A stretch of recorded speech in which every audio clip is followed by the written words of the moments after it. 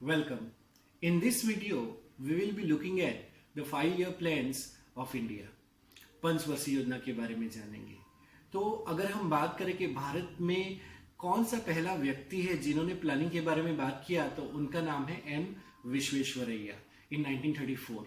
So in 1934, M Visvesvaraya presented a book. He wrote a book जिसका नाम था plan economy for India. और इस बुक में उन्होंने भारत के लिए कैसी प्लानिंग होनी चाहिए इसको मेंशन किया, और ये देख के बहुत सारे लोगों को प्रेरणा मिली और बहुत सारे लोगों ने प्लानिंग के बारे में बताना शुरू कर दिया। 1935 आते आते एक एक्ट पास हुआ, गवर्नमेंट ऑफ इंडिया एक्ट 1935, जिसके अनुसार प्रोविंशियल ऑटोनॉमी मिली। तो प्रोविंस में इलेक्शन होने थे। 1937 में इलेक्शन हुआ और कांग्रेस को मेजोरिटी मिली। तो इंडियन नेशनल कांग्रेस को जैसे मेजोरिटी मिली, उसने अपनी सरकार बनाई। एंड 1938 में जब इंडियन नेशनल कांग्रेस का जो सेशन हुआ, तो उस सेशन ने इस इंडियन नेशनल कांग्रेस ने एक कमेटी बनाई जिसे नेशनल प्लानिंग कमेटी कहा जाता है। तो इस नेशनल प्लानिंग कमेटी जो 1938 में बनी थी, जिसके चेयरमैन जवाहरलाल नेहरू को बनाया गया।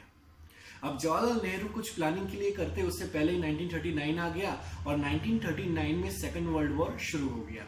और सेकेंड वर्ल्ड वॉर शुरू होने के चलते ही कंट्रोवर्सी क्रिएट हुई और कांग्रेस ने रिजाइन कर दिया 1939 में, और इसके चलते प्लानिंग के एरिया में ज्यादा काम नहीं हो पाया। और उसके बाद क्योंकि सत्याग्रह शुरू हो गया था, क्विट इंडिया मूवमेंट शुरू हो गया था उसके बाद, तो इसलिए ज्यादा प्लानिंग के एरिया में ज्यादा काम नहीं हो रहा था। फिर 1944 के आते आते इन 1944 एक व्यक्ति थे जिनका नाम था श्री आदिशर दलाल।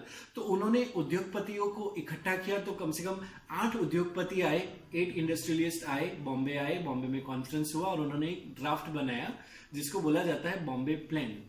तो बॉम्बे प्लान के जो सेक्रेटरी थे वो भी आदिशर दलाल ही थे, और इस तरीके से बॉम्बे प्लान एग्जिस्टेंस में आया, जो कि कैपिटलिस्टिक थिंकिंग के बेस पे था, पूंजीवाद के सिद्धांत के ऊपर था। अब क्योंकि ये कैपिटलिस्टिक थिंकिंग के आधार पे था, तो सारे रिसोर्सेज प्राइवेटाइजेशन होने थे, और इसके रिएक्शन में बहुत सारे जो नेशनलिस्ट थे, जो सत्याग्रही भी थे, उन्होंने भी मना किया और उन्होंने अपना मत इसको नहीं दिया, इस प्लानिंग को नहीं दिया। एंड एज अ रिएक्शन बहुत सारे दूसरे प्लान भी आने लगे।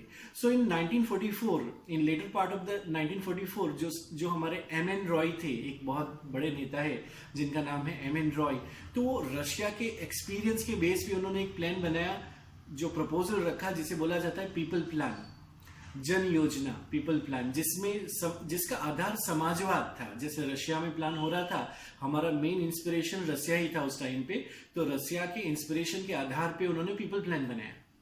उसके बाद 1945 में श्रीमन नारायण अग्रवाल जी आए, उन्होंने गांधी जी की थिंकिंग के बेस पे एक प्रपोजल, उनका एक ड्राफ्ट रखा जिसे बोला जाता है गांधीयन प्लान। अब गांधीयन प्लान जो था, गांधीवादी प्लान जो था, उसका मेन आधार गांव था। जैसे कि गांधी जी कहते थे हमेशा कि असली इंडिया जो भारत है, जो रियल भारत है, वो गांवों में बसता है, और अगर आपको कुछ विकास करना ही है तो उसका आधार आप गांव को रखो। तो इस तरीके से गांधीयन प्लान एग्जिस्टेंस में आया, जो बहुत ही इफेक्टिव था, आज भी बहुत इफेक्टिव है। और उसके बाद अगर हम देखते हैं तो 1946 आ गया। 1946 में इंटरिम सरकार बनी, आजादी से पहले इंटरिम गवर्नमेंट बनी थी, जिसमें प्राइम मिनिस्टर बने जवाहरलाल नेहरू। और नेहरू जी ने एक प्लानिंग के लिए एक बोर्ड बनाया, नेशनल प्लानिंग बोर्ड, इन 1948, और उसके चेयरमैन बने केसी नियोगी। तो जब केसी नियोगी चेयरमैन बने, उन्होंने स्टडी किया और फिर उन्होंने रिकमेंडेशन किया कि अगर भारत में, आजाद भारत में अगर प्लानिंग अच्छे से होना चाहिए तो एक संस्था होनी चाहिए, एक परमानेंट बॉडी जैसा होना चाहिए। और इसी सीरीज में फिर एग्जिस्टेंस में आता है नेशनल प्लानिंग कमीशन। तो 15 मार्च 1950 को नेशनल प्लानिंग कमीशन या प्लानिंग कमीशन की स्थापना हुई। इसकी स्थापना कैसे हुई? तो कैबिनेट रिजोल्यूशन के द्वारा हुई। जो हमारे नेहरू जी थे, जो प्राइम मिनिस्टर थे, उन्होंने कैबिनेट रिजोल्यूशन पास करवाया और उसके चलते प्लानिंग कमीशन एग्जिस्टेंस में आ गया। तो पहला प्लान शुरू हुआ 1 अप्रैल 1951 से 1956 तक। लेकिन पहला प्लान जब चल रहा था, तभी नेहरू जी को लगा कि कोऑर्डिनेशन होने की, क्योंकि जो प्लानिंग कमीशन था उसकी बॉडी, प्लानिंग कमीशन जो है उसमें ज्यादातर या सारे मेंबर सेंट्रल गवर्नमेंट की होते हैं, लेकिन India is a dual polity, state government भी होता है एंड देन गांव भी होता है। तो इसलिए स्टेट का और सेंटर का या प्लानिंग कमीशन का कोऑर्डिनेशन जरूरी है। इसलिए एक और संस्था बनाई गई जिसका नाम है नेशनल डेवलपमेंट काउंसिल, जो 6 अगस्त 1952 को बनी। And that is how planning commission and national development council existence में आए।